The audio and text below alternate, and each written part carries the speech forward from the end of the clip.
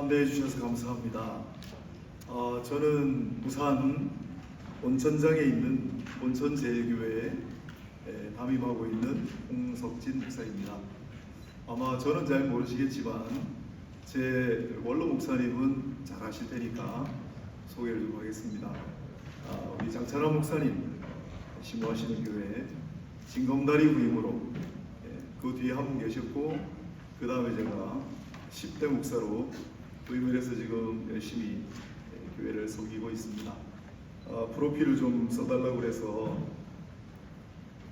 소개를 했습니다만은, 윤석열 대통령님은 저보다 한 8년 정도 대학 선배가 되시고 그렇습니다. 오늘 마지막 시간 우리 회장님이 또 우리 불경 번역이라 마지막 시간 아침 일찍 와달라고 해서 기쁜 마음으로 또 감사하고 하나님께 영광 돌리는 마음으로 이 자리에 섰습니다. 얼마 전에 저희 노회도 목사전후 세미나를 했는데 마지막 날 되면 항상 아침 되면은 거의 다 가고 안 계세요. 네. 그때는 제가 주최자였는데 마지막 날 사회 보면서 제가 정말 축복해 드렸습니다. 오늘도 마찬가지인데 마지막 날까지 끝까지 자리를 지키신 모든 한 분 한 분에게 하나님의 복이 왕창왕창 쏟아지기를 축복합니다. 은혜 베풀어 주시기를 축복합니다. 특별히 우리 끝까지 남아주신 우리 여성 동지 여러분 존경합니다. 제 아내는 이런 데 가자 그러면 가서 뭐 해요? 물어봅니다. 일단 그러면 말씀 듣고 밥 먹고 말씀 듣고 밥 먹고 그런다 그러면 절대 안 온다 그럽니다. 그런데 이렇게 오셔가지고 마지막까지 끝까지 자리를 지켜주시고 끝까지 이렇게 함께 해주셔서 너무 존경하고 감사하고 축복합니다. 복 많이 받으시고 끝나고 난 다음에 경품도 많이 준비되어 있대요. 남아 계신 분들은 전부 경품 다 당첨돼서 즐거운 마음으로 기쁜 마음으로 귀가하시기를 축복합니다. 네, 저희 원로 목사님은 너무 잘 아실 테고 저는 원로 목사님하고는 조금 그래도 달라야 되지 않겠습니까? 어디를 가도 장찬환 목사님 모임이라고 꼬리표가 달려가지고 이 꼬리표 벗는 게 참 힘든데 감사하게 생각합니다. 소개할 때도 쉽고 그러나 조금 차별화되지 않겠나 그런 생각하고 섬기고 있는데 제 강의하는 65페이지에 있습니다. 65페이지에는 간략하게 몇 가지만 소개를 했는데 9시 50분까지 하라고 하니까 시간 될 때까지만 하도록 하겠습니다. 하다가 시간이 되면 딱 중단하도록 하겠습니다.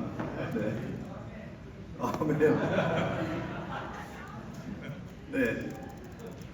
거기 영어를 좀 많이 써놔서 죄송하고요. 주목해 보실 부분이 찾으셨어요? 65페이지? 네. 거기 보면은 한글로 예배 공동체, 제자 공동체, 선교 공동체, 솔라 공동체라고 되어 있을 겁니다. 그죠? 제가 추구하는 가치 가장 핵심 단어가 바로 솔라 공동체입니다. 교회란 어떤 곳인가? 예배 공동체입니다. 다 동의하시죠? 네. 우리 예배를 회복해야 합니다라고 지금 많이 캠페인을 하고 있는데 제가 생각하는 예배 회복은 세 가지예요. 코로나 때문에 우리 현장 목회가 지금 많이 어려워졌는데 현장 예배가 회복되어야 할 줄로 믿습니다. 또한 영적인 예배가 회복되어야 할 줄로 믿습니다. 예배는 많이 오는데 그냥 자기 생각하고 개인의 유익을 구하는 것이 아니라 하나님이 정말 기뻐하시는 거룩한 산제물로 드리는 영적 예배가 회복되어야 이제 한국교회가 다시 살아난다고 저는 확신하고 있거든요. 마지막으로 세 번째, 삶의 예배가 회복되어야 한다. 아무튼 교회는 예배 공동체다. 다 동의하실 줄로 알고, 두 번째로 교회는 제자 공동체.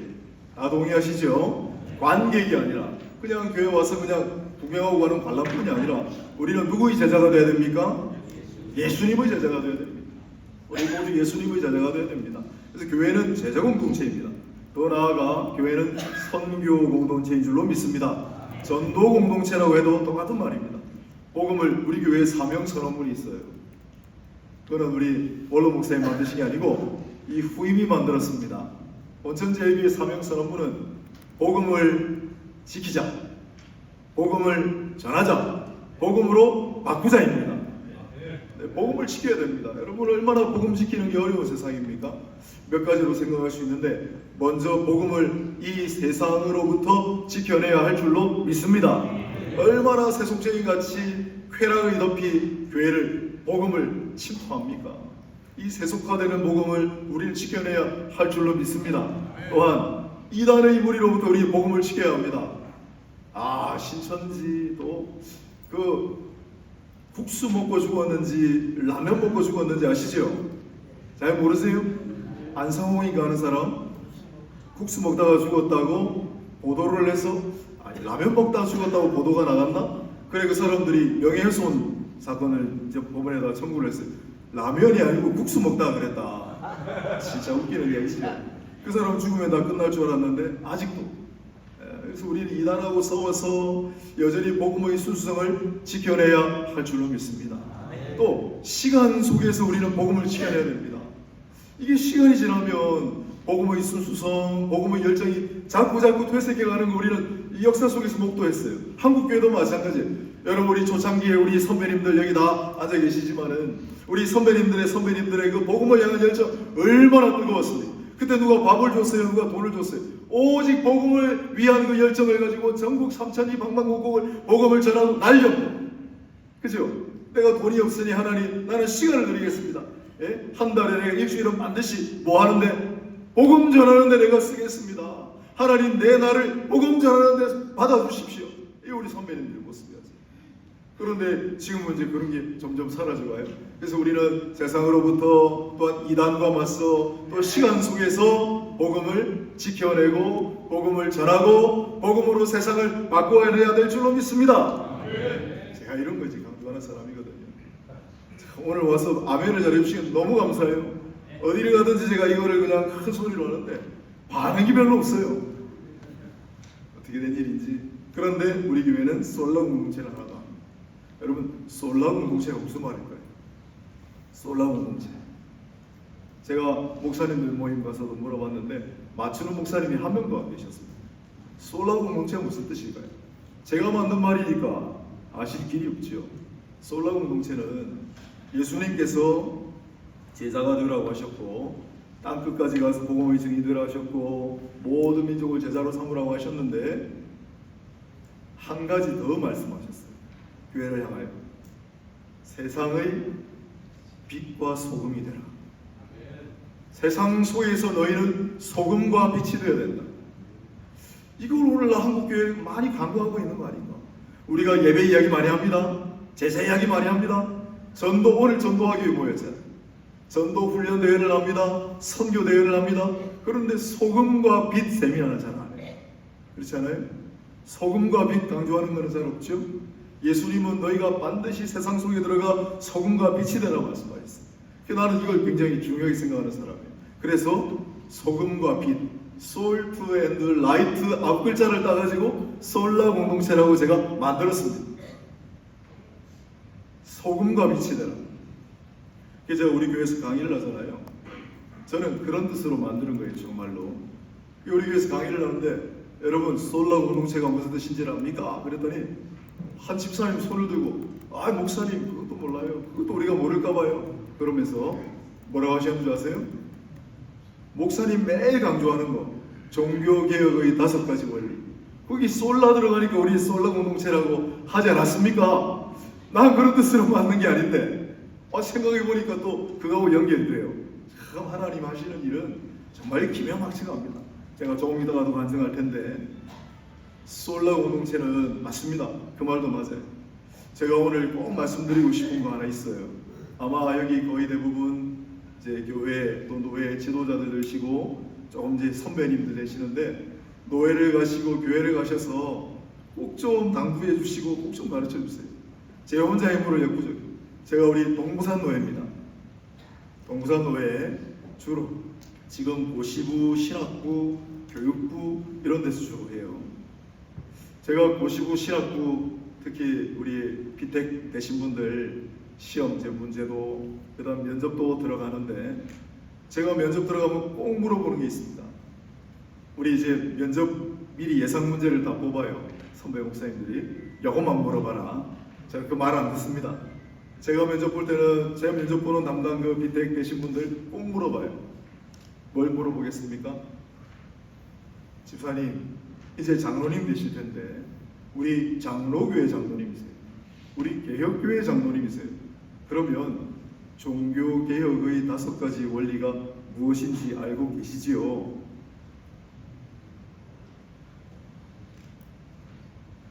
제가 우리 동부산로에 와가지고 꽤 많이 했습니다. 면접도 꽤 많이 봤어요. 죄송합니다. 지금까지 면접 봐가지고 5가지 종교개혁 원리를 처음부터 끝까지 다 말씀하신 분이 한 분도 안 계셨습니다. 저는 우리 목사들 잘못이라고 생각해요. 교회에서 안 가르쳤으니까. 그래, 만일 종교개혁의 5가지 원리를 맞추시는 분이 있으면 2번째로 제가 준비한 질문이 밑에 있는 튤립이에요. 튤립, 가장 좋아하는 곳. 우리 칼빈주의 5대 원리는 알고 계십니까? 그거는 한 번도 질문을 못 해봤어요. 종교개혁의 5가지 원리를 다 모르세요. 왜 이렇게 됐을까? 우리가 전도 훈련을 위해 이 자리에 모이셨죠. 제가 걱정을 하고 고민을 하다가 왔습니다. 앞에 8분의 특강 강사들이 다 했을 텐데 아닌 게 아니라 제가 저 가서 보니까 우리 신부상교회 조정희 목사님 우리 같은 번역인데 그분 잘 안 나오시거든요. 회장님이 어떻게 불러내셨는지 모르겠어요. 강의안도 엄청 많이 만드셨네요. 보니까 본인이 다 하고 가셨어요. 다른 사람 강사들 할 것도 없이. 평신도는 누구입니까? 믿음의 사람 이야기하고 하셨고 메멘토 모리 이야기하신 분들 다 이야기하셨어요. 그러나 아마 오늘 이 주제를 다루신 분 없을 거예요. 우리가 전도 훈련을 위해 이 자리에 모였습니다. 뭘 전하실 겁니까, 여러분? 뭘 전하실 거예요? 우리 복음을 전해야 되지 않겠습니까? 네. 복음이 뭡니까? 예수가 복음입니다. 할렐루야. 하나님의 아들 예수 그리스도 복음의 시작이라. 그러나 예수를 이야기합니다. 다 이단들도 예수 이야기합니다. 우리가 전해야 되는 복음은 개혁주의 복음입니다. 개혁적인 복음입니다. 우리는 종교개혁으로 태어난 개신도 아닙니까? 우리가 누구인지를 알고 우리의 정체성을 알고 그렇게 전해야죠. 그렇지 않나요? 별로 공감을 안 하시는 표정인데. 그래서 이 종교개혁의 5가지 원리 우리 알아야 되는 거예요.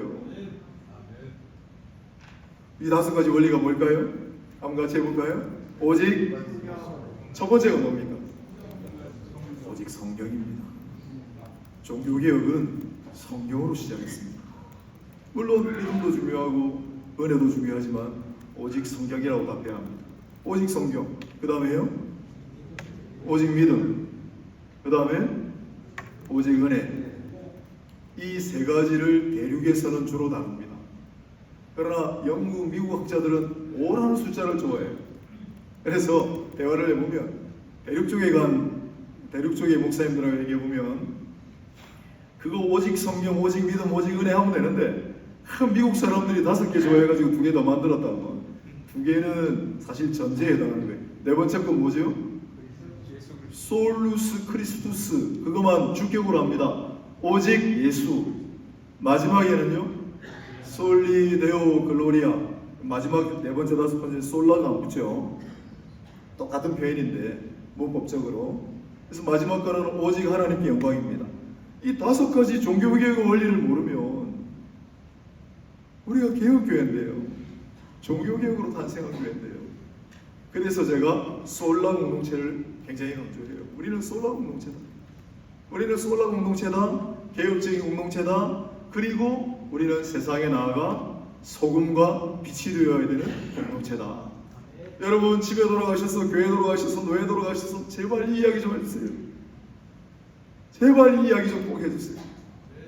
우리 정체성을 알고서 전해도 전해야 되지 않겠습니까? 그러면 우리가 이제 복음을 전하고 어디로 오라고 초청해야 되지 않겠습니까? 어디로 오라고 초청할까요? 교회로 오라고 초청해야 되죠. 그러면 우리가 사람들을 데리고 올 교회는 어떤 모습이어야 하는가? 이것도 제가 좀 묵상한 게 있습니다. 저희 교회는 딱 들어가면은 주보 제일 위에다가 다 적어놨어요. 교회 첫째, 하나님께서 기뻐하시는 교회. 두 번째, 예수님이 주인 되시는 교회. 세 번째, 성령님이 다스리시는 교회. 우리 교회 표어지만 여러분 혹시 찬동하는 마음이 있으면 아멘 한번 해주세요. 아멘. 여러분, 교회는 하나님이 기뻐하시는 교회라 해야 됩니다. 교회 가서 사람들이 기뻐하면 안 되는 거예요. 원래 물론 교회 가서 예배를 통하여 마음이 회복되고 평안을 누리고 중요합니다. 성도 간의 교제 가운데 기쁨이 있고 감사 중요합니다. 하지만 교회의 궁극적인 목적은 하나님을 기쁘시게 해드리는 데 있습니다. 교회는 하나님이 기뻐하시는 교회가 되어야 돼요. 그 다음에 교회의 주인은 누굽니까? 여러분 아마 이제 조금 있다가 언제인지 모르겠지만 헌법 바꿀 때 큰 논쟁이 있을 건데 자세한 얘기는 제가 말씀 안 드리겠습니다. 교회의 주인은 예수님이십니다. 친히 말씀하셨어요. 피값으로 주고 사신 분. 교회의 머리는 예수시다. 골로새서 1장. 교회는 그의 몸이다. 에베소서 1장. 성령이 전부 교회의 주인은 예수님이라고 말씀합니다. 교회의 주인은 공동의회 전체 교인도 아닙니다. 교회의 주인은 장로가 될 수 없습니다. 교회의 주인은 설령 그 교회를 개척한 목사라도 목사가 될 수 없는 것입니다. 교회의 주인은 예수님이십니다. 그러면 우리 이거 다 알아요. 교회의 주인이 예수님 아니라고 얘기하는 거 한 번도 없어요. 실제로 교회의 주인이 예수님이다라는 걸 어떻게 우리가 교회에서 목회에서 일상생활에서 적용하고 살아갈까요? 제가 큰 도전받고 은혜 받은 책이 한 권 있습니다. 아마 다 아실 텐데 찰스 셸던이라는 분이 쓴 예수님이라면 어떻게 하실까? 이 책을 아십니까? 이 책을 알고 계세요?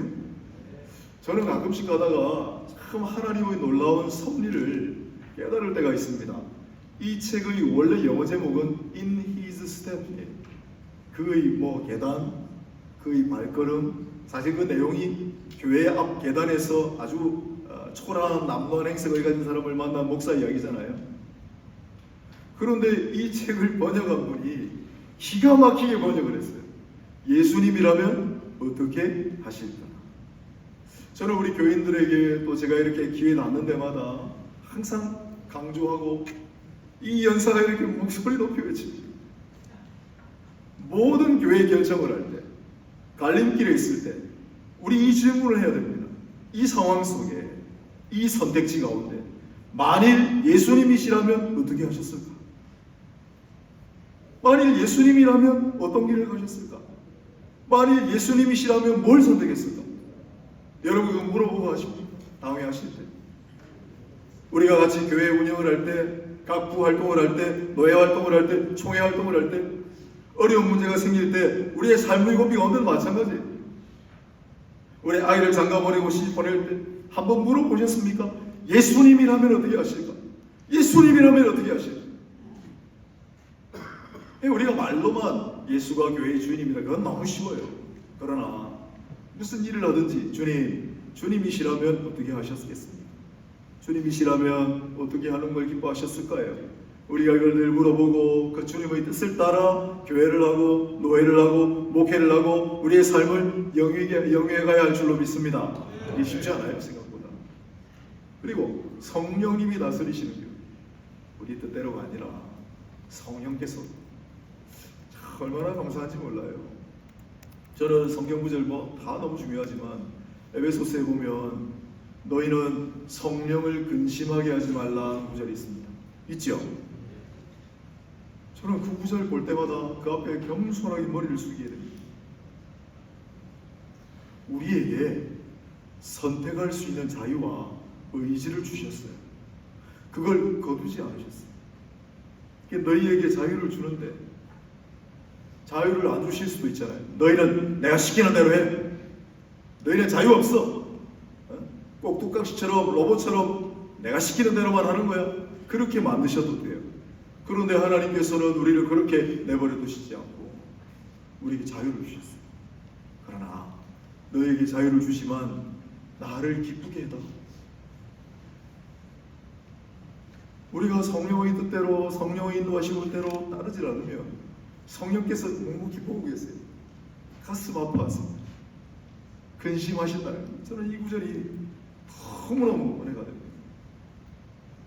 우리 성경의 역사를 쭉 보면 바울은 자기 그토록 에베소 가고 싶어 했는데도 성령께서 방향을 트니까 순종하고 갔잖아요. 아무튼 다 원론적인 이야기입니다. 하나님 기뻐하시는 교회, 예수님 주인 되시는 교회, 성령님이 다스리시는 교회가 모든 섬기시는 교회가 될 수 있기를 주님의 이름으로 축원합니다.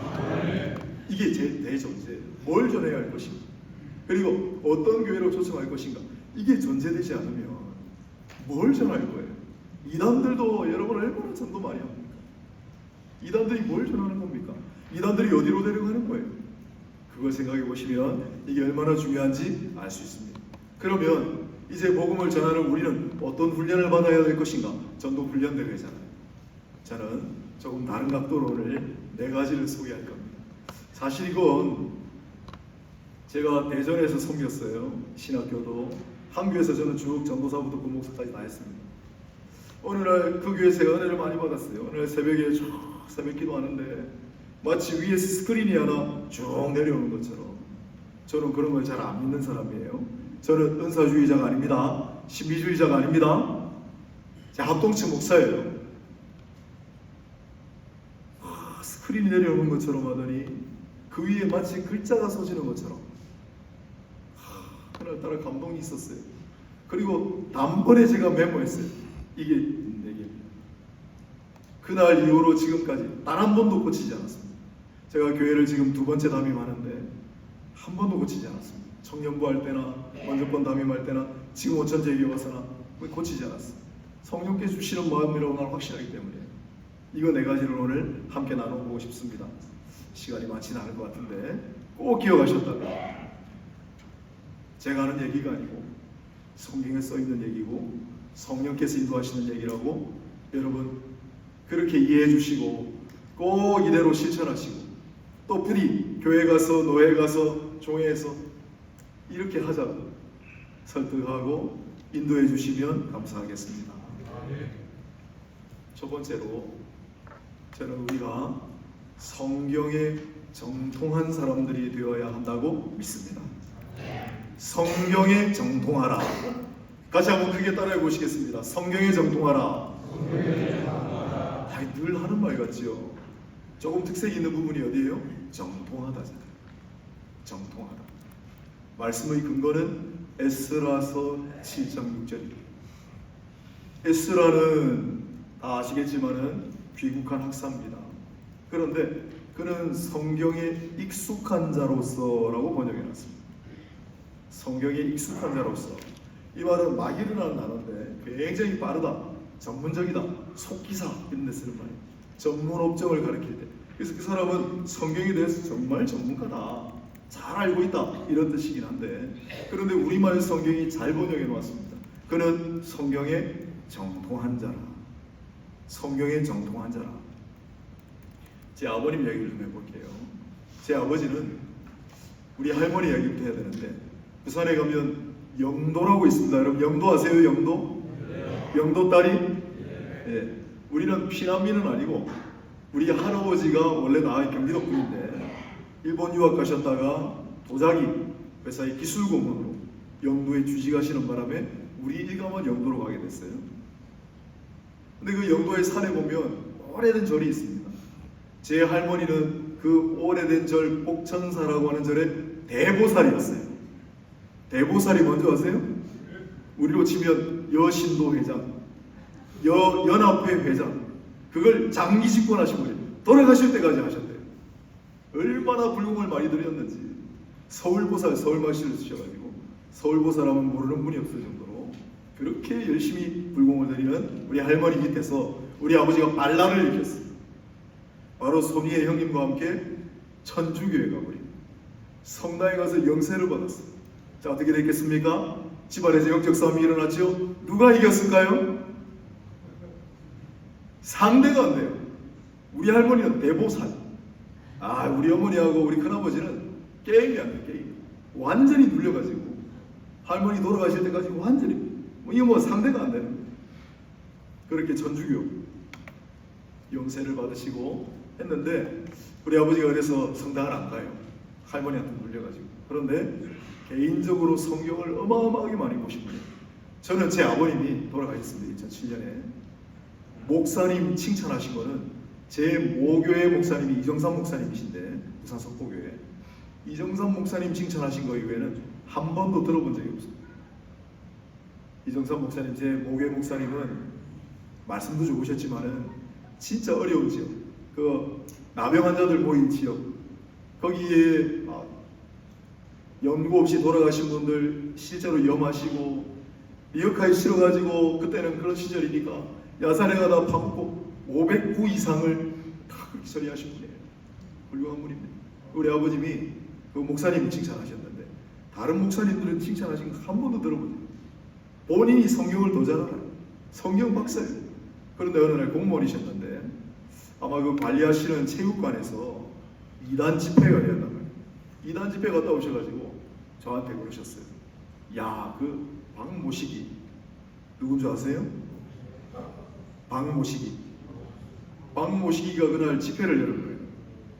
야, 박모식이 진짜 잘하대.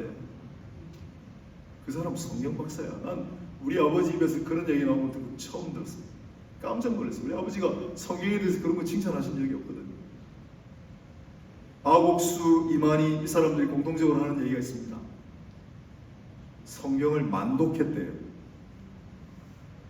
별로 안 놀라시네요. 그 정도는 다 하는 거 아닌가? 여러분, 성경을 만독하려면 계산 한번 해볼게요. 아침이지만 1년이 365일이잖아요. 하루에 성경을 읽도하면, 친구약 전체를 읽도하면 365번 읽어요. 10년 하면은 3,000번이에요. 30년 동안 매일 한 번씩 성경을 다 읽어야 만독이 됩니다. 그 사람 거짓말하는 것 같아요. 만독했대요. 만독. 어떻게 만독을 해요? 속독을 해서? 모르겠어요. 아무튼 그런데 진짜 성경을 많이 아는 건 사실이에요. 어떻게 성경을 이렇게 귀엽? 근데 왜 우리가 이단이라고 합니까? 정통신학이 아니기 때문에. 그래서 성경에 정통하다는 것은 이렇게 중요한 겁니다. 우리는 성경에 정통해야 합니다. 시간이 없는데, 그럼 성경에 정통하려면 어떻게 하는가? 첫째는 성경을 가까이 하셔야 돼요. 성경을 늘 가까이 하고 보셔야 돼요. 성경을 늘 가까이 하고 보셔야 됩니다.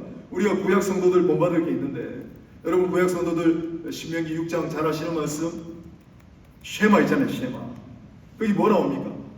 마음과 힘과 뜻을 다해서 하나님을 사랑하라. 그거 말고 그 뒤에 문설주에다가도 붙이고, 그 다음 너 이마에도 손목에도 펴하고, 그 뭐라고 합니까? 테필린 메주자라고 합니다. 테필린하고 메주자. 이마에 손목에 붙이고 문기둥에도 붙여가지고 항상 성경을 가까이 하라. 그걸 제가 테필린 메주자 법칙이라고 해요. 구약의 성도들은 그렇게 성경을 가까이 하고 날마다 성경을 묵상하고 있어요.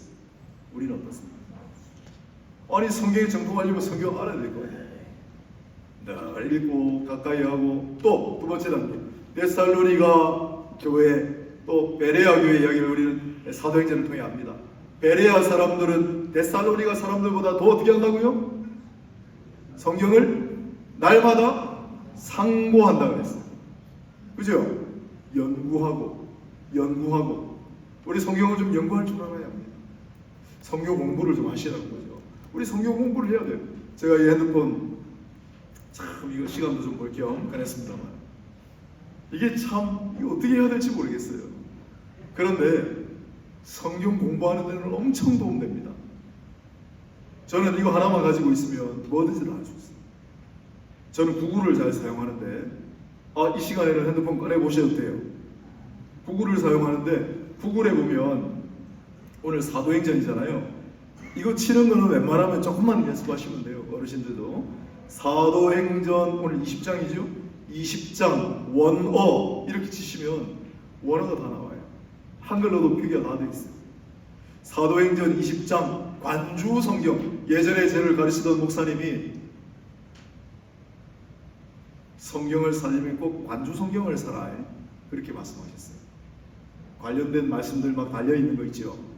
제가 오래전에 들은 말씀인데 아직도 안 잊어먹어요. 그런데 참 미안합니다, 선배님. 지금은 관주 성경이 필요가 없습니다. 그냥 사도행전 20장 관주 성경하면 관주 성경이 떠요. 아, 얼마나 놀라운 시대인지. 예전에 제가 박은조 목사님하고 좀 교류가 있습니다. 박은조 목사님 아세요? 모르세요? 나무 교단이라도 그 분당 샘물교회 옛날 아프간 사태 나고 했던 그 목사님 말입니다. 그 박은조 목사님이 서울에 이제 심호하실 때 본인 교회에 누가 오셨냐면 김세윤 박사님이 오셨대요. 김세윤 박사님은 아세요? 실례지만 네, 그분이 오셔가지고 박 목사 교회 좀 내가 다녀도 되겠나? 아, 예, 선배님 오십시오. 왜냐하면 많은 군데를 돌아다니셨는데 다들 부담스러우셔가지고 아유, 다른 교회 가시면 안 되겠어요. 이 어른이 교회를 오시면 성경책을 한 3-4권을 들고 오세요.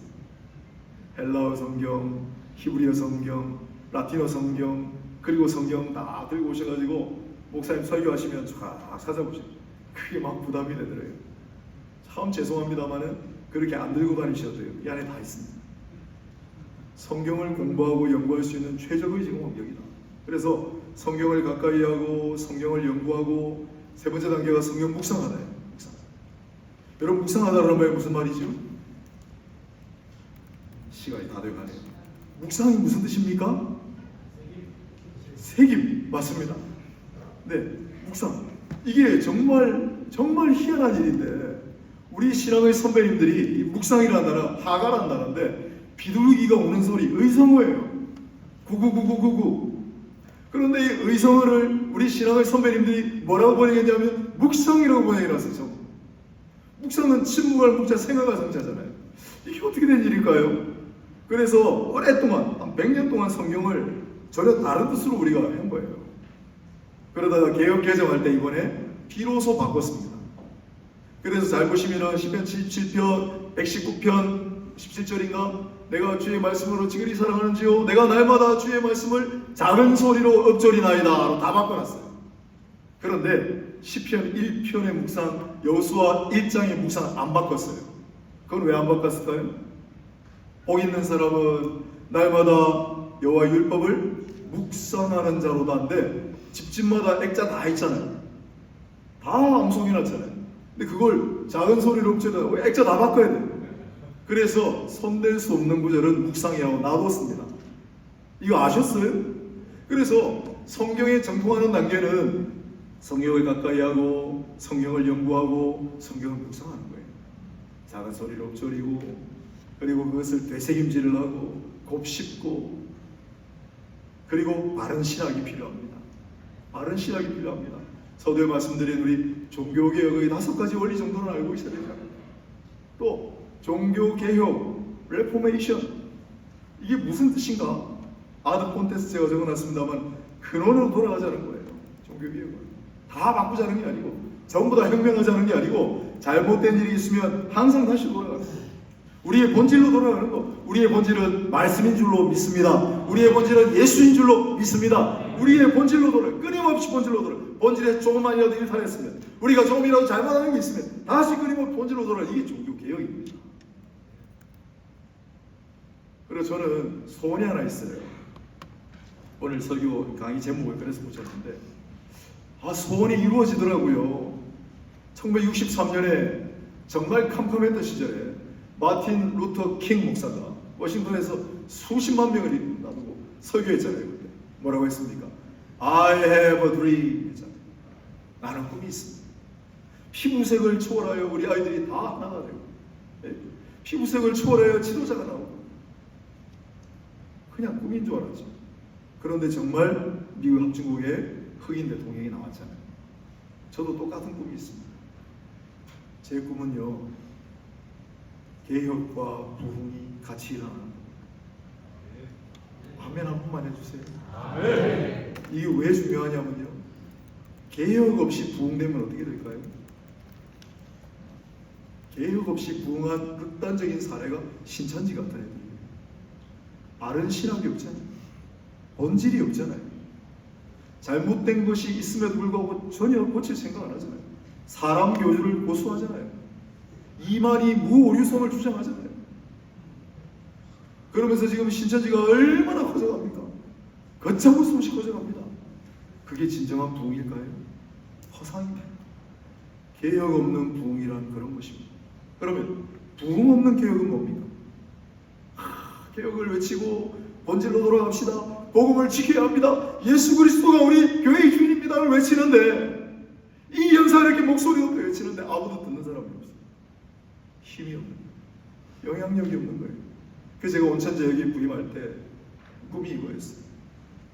나는 이 교회에서 개혁과 부흥이 함께 일어나면 너무 좋겠습니다. 지금도 계속 기도하고 있습니다.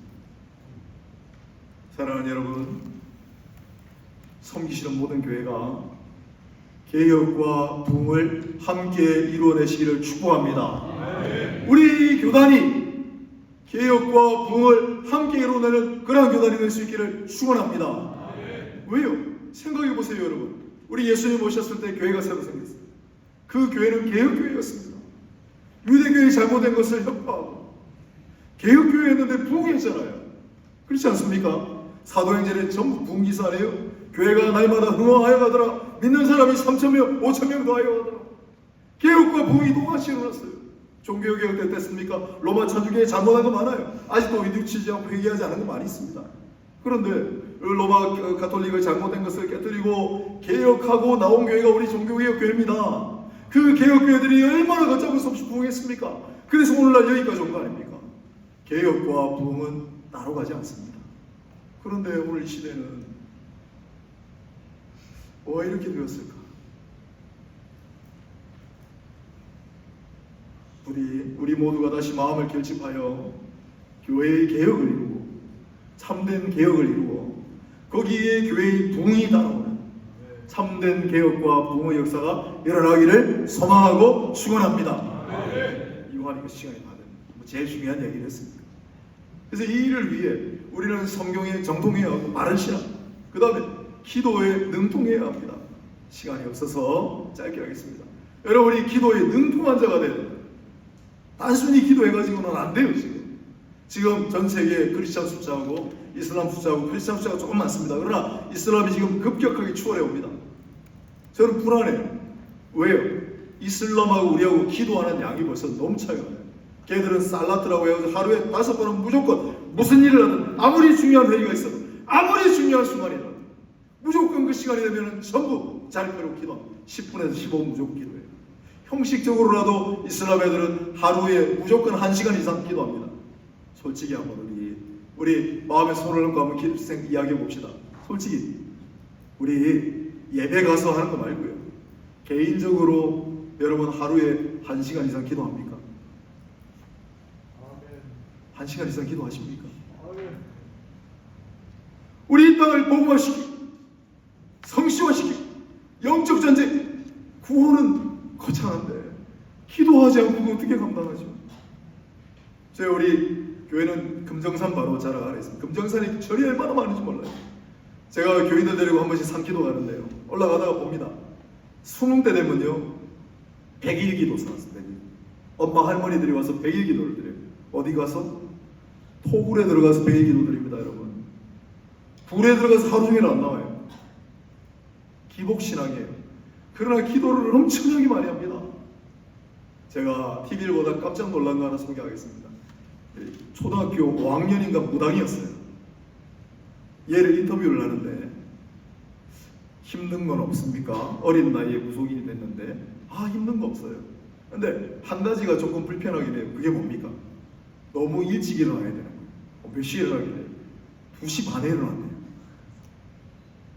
2시 반에 일어나서 물 떠놓고 해 뜰 때까지 기도한대요. 저도 목사지만 목사들 가끔씩 새벽 기도 누가 만들었어? 길선주 장로님 만들었습니다. 아니요, 예수께서 새벽 기도 하셨어요.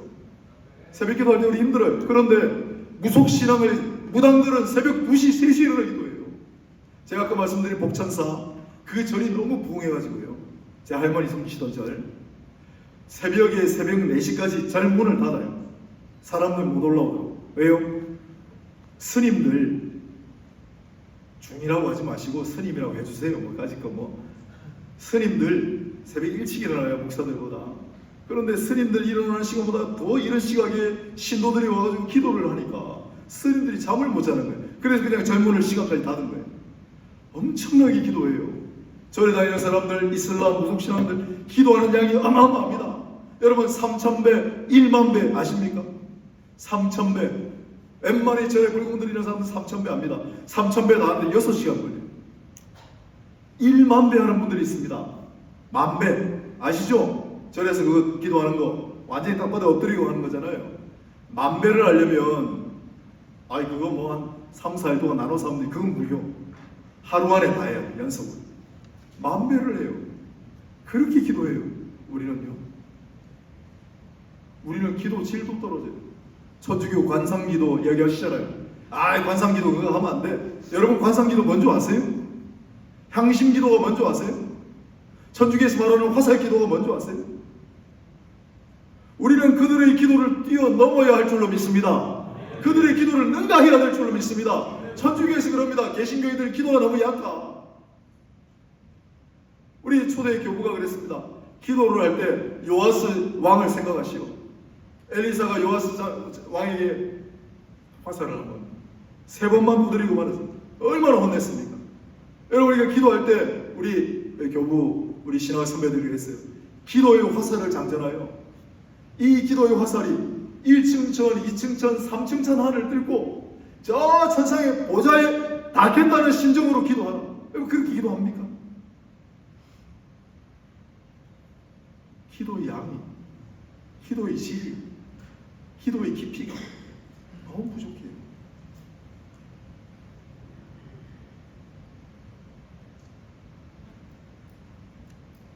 또한 세 번째로 신행일치하자. 저를 한번 따라해 주시겠습니까? 신행일치하라. 자, 우리 일반 언론단체에서 통계조사한 게 있습니다. 몇 년 전 건데 왜 개신교를 이렇게 인기가 없나? 여러분 슬픈 이야기입니다만은, 우리 참 마음 아픈 이야기입니다만은, 여러분 듣기 싫은 이야기입니다만은, 지금 우리 한국에서 개신교 신뢰도가 몇 퍼센트 되는 것 같습니다. 개신교를 향한 신뢰도, 개신교를 믿을만해 16.5%입니다. 근데 그게 그냥 무작위로 많은 사람들을 설문조사를 했기 때문에 그 안에는 크리스찬도 있는 겁니다. 안 믿는 사람만 순수하게 조사를 해봤어요. 몇 퍼센트 나온 줄 아세요? 8% 나왔어요. 안 믿는 사람에게 개신교는 신뢰도가 8%예요. 지금 한국의 종교 중에 호감도, 끌리는 거, 개신교가 미안합니다만 천주교, 불교보다 아래입니다. 왜 이렇게 됐어요? 이유를 설문조사를 했어요. 일반 언론에서 설문조사한 거하고 우리 기독교계에서 설문조사한 거하고 항목은 조금 다르지만 1위는 똑같습니다. 왜 개신교는 신뢰도가 이렇게 되나? 왜 개신교는 이렇게 호감받지 못하나? 1위, 삶과 신앙이 일치하지 않는다. 이게 뼈저린 거 아닙니까? 삶과 신앙이 일치하지 않는다. 예수를 뭐라 그러는 사람은 없습니다. 교회를 미워하고 잣대 손가락질하는 사람 별로 없습니다. 그들의 삶과 신앙이 일치하지 않는 성도들을 보고 사람들이 호감합니다. 이거 이야기해야 되지 않나요, 우리? 이거 심각하게 우리 다뤄야 되지 않나요? 우리가 복음을 전하고 전도 훈련을 하고 전도 대회를 해가지고 많은 사람들 데리고 와요. 그런데 교회 와가지고 교회 모습에 실망하고 성도들 모습에 실망하고 다 떠나요. 언제까지 이렇게 악순환을 반복할 거예요? 우리의 삶과 신앙, 성경에 많은 인물들이 있습니다. 저는 사무엘을 존경합니다. 사무엘이 마지막 순간에 뭐라고 했습니까? 물론 자식 농사를 좀 완전한 인간은 없는 거예요. 사무엘이 마지막 순간에 뭐라고 했습니까? 혹시 누군가 나 때문에 손해본 사람이 있었나? 아무도 안 나왔습니다. 다니엘을 존경합니다. 혹시 나 때문에 피해 입은 사람이 있으면 다 나오시오. 아무도 안 나왔습니다. 윤동주는 크리스찬이었습니다. 죽는 날까지 하늘 우러러 한 점 부끄러움이 없기를 그렇게 살았습니다. 사랑하는 여러분, 부디 이제 집으로 돌아가셔서 오늘 이 순간부터만이라도 우리의 삶과 신앙이 하나 되는 그런 멋진 그리스도인들이 다 되어주시기를 소망하고 축복합니다. 여러분들 교회 돌아가셔서 노예 가셔서 부디 우리의 삶과 신앙이 하나 되도록 우리가 힘써보자. 그런 얘기 좀 많이 하시면 좋겠습니다. 그거 하면은 밖에 나가서 물론 전도하는 건 중요한데 저절로 전도가 될 줄로 믿습니다. 우리 옛날에 초창기 교회가 부흥할 때 다 그렇게 했어요. 아, 저기 장로님 모습 보니까 내 교회가 오고 싶어. 그분은 완전히 삶과 신앙이 일치합니다. 마지막으로 네 번째, 겸손하게 섬기자. 겸손이 무엇입니까? 기독교 그리스도인에게 가장 중요한 덕목이 뭡니까? 제자가 물었어요. 그때 어거스틴이 겸손이다. 두 번째 덕은 뭡니까? 그것도 겸손이다. 세 번째 덕은 뭡니까? 그것도 겸손이다. 제자가 물었습니다. 그러면 겸손의 반대말은 뭡니까? 교만이지. 선생님, 교만이 뭡니까? 겸손하지도 않으면서 겸손한 척 하는 것이 교만이다. 어거스틴의 말이에요. 그걸 물어봤던 사람 디오스코로스라는 사람인데 나중에 교황이 됐습니다. 그는 교황이 되어서 정말 겸손하게 살았을까요? 아니면 교만해졌을까요? 겸손이 무엇입니까? 스스로 낮아지는 것입니다. 겸손은 스스로 낮아지는 것입니다. 우리는 다 겸손해야 합니다. 신앙의 연륜이 높아질수록 장로가 되고 목사가 될수록 저는 교회에서 안타까운 모습들을 너무 많이 봅니다. 시간이 없어서 다 말은 못하겠습니다. 우리 목사들도 마찬가지입니다. 섬기는 자들이 되어야 됩니다. 섬기는 자들이 되어야 됩니다. 시간 관계상 말씀을 정리하도록 하겠습니다. 제가 네 가지 오늘 전도 훈련, 우리 이 네 가지 훈련을 꼭 하시면 좋겠습니다. 첫째, 말씀에 정통하라. 둘째, 기도에 능통하라. 셋째, 실행에 취하라. 넷째, 겸손하게 섬기라. 꼭 기억하시고 이대로 실천하여 개혁과 부흥을 이루는 멋진 그리스도인들, 또 멋진 교회들이 다 되시기를 축원합니다. 2, 3분만 중요한 얘기가 남아 있습니다. 그래서 기도를 우리 교회가 장찬환 목사님 온천제일교회가 지금 73년이 됐고요. 이번에 교회당을 40개월 만에 마침내 완공을 하고 지난 11월에 입당을 헌당경하였습니다. 한번 남은 교회라도 하나도 기뻐하시지도 않고 축하도 안 해주시고 감사합니다. 40개월 걸렸어요. 재개발 때문에 저희가 교회를 다 부숴야 됐어요. 아마 여기 우리 총회할 때 오신 분들도 계실 텐데 유서깊은 교회를 다 부수고 우리 정처 없이 40개월 동안 광야 생활을 했어요. 그리고 정말 어려운 고비 고비 끝에 이번에 드디어 이제 완공을 했습니다. 그리고 제가 이제 많이 생각을 하니까 나는 뭘 하면 좋을까? 교회를 위해 기도를 해야 되겠다. 제가 그래도 목사 아닙니까? 금식 기도도 해봤고 여러 가지 기도를 해봤는데 하나님 앞에 제가 서원하고 지금껏 못 해본 기도가 있어요. 철야 기도였습니다. 제가 처음에 목회 시작할 때 여러 참고 자료를 보느라고 어떤 목사님을 보는데 그 목사님이 서울에서 사모님하고 두 분이 지하에서 개척을 했는데 세상에 1000일 철야 기도를 하셨대요. 1000일 철야 기도. 이야, 이걸 어떻게 하지? 1000일 동안 그래서 애들도 어리고 애들 돌봐야 되고 그걸 할 생각을 못했어요. 그런데 우리 애들이 다 컸습니다. 이제 교회가 지어졌어요. 제가 교회 완공하고 1월달에 하나님 앞에 드디어 하나님 제가 약속 갚을 때가 됐습니다. 저는 도저히 1000일은 못하겠고 40일 할게요. 그래서 지금 40일 철야기도 중에 오늘 왔습니다. 오늘은 여기 일찍 아침에 운전해 오느라고 어젯밤에 집에서 잤어요. 40일 철야기도 중에 제가 얼마나 놀랐는 줄 아세요? 아까 전도부장이 또 들어오시길래 아마 여기 저 전단지를 제가 보니까 동아교회에 섬기시는 분이 임여건으로 계시더라고요. 그 교회가 동아교회거든요. 아, 내가 한번 만나면 물어봐야지 했는데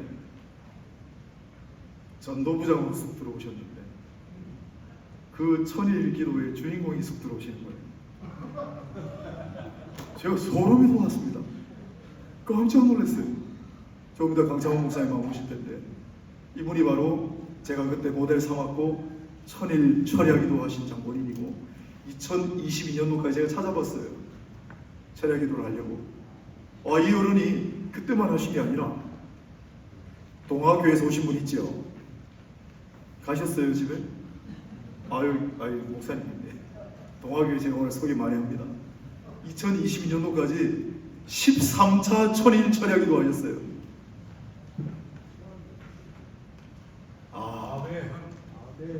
존경합니다, 목사님. 저는 40일 지금 힘들어 죽겠습니다.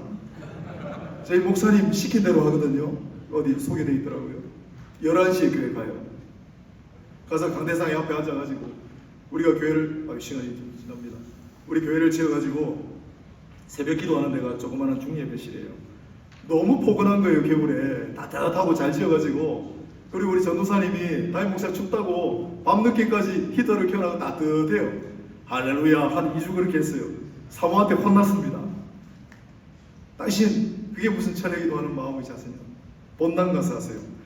우리 사모 말 잘 듣거든요. 본당 가서 하는데 본당은 크죠. 추워요. 본당 가서 합니다. 지금 11시부터 본당에 앉아가지고 하다가 저절로 무릎을 꿇게 돼요. 계속 앉아있으니까 허리가 아파 죽겠어요. 무릎 꿇고 하다가 엎드리고 하다가 이 어른 하신 말씀대로 2시나 2시 반까지 기도합니다. 그리고 잠시 내려와서 장의자에 앉아가지고 1시간쯤, 그때는 틀림없이 졸게 돼 있습니다. 목사님 맞죠? 한 3시쯤까지 막 졸다가 하다가 깨가지고 새벽기도 준비하고 새벽기도 설교하고 집에 갔다가 대충 씻고 아침에 회의하러 갑니다.